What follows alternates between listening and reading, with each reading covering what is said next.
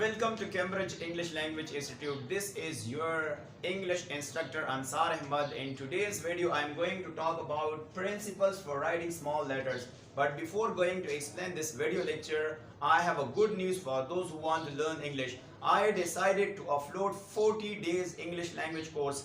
Each day I will share one video that will be related to English language. If you are interested to learn English, try to follow my YouTube channel, and I will also discuss at the end that how to improve listening, speaking, reading and writing as well. So now let's back to the lecture. Today's lecture is principles for writing small letters. So as we know that we have three principles. The first one is called grass letter, the second one is called sky letter, and the third one is called root letters.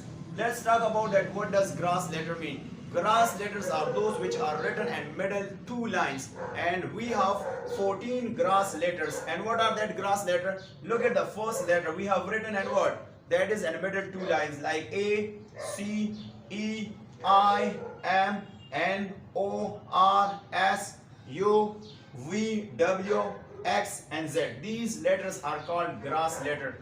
The second one is called sky letter. What does sky letter mean? Those letters that we write upper three lines. Look at here, and we have, how many are there? There are 7 letters. These letters are written in upper three lines. Look at here, like for example, you say B, D, and upper three lines we write F, H, K, L, and T.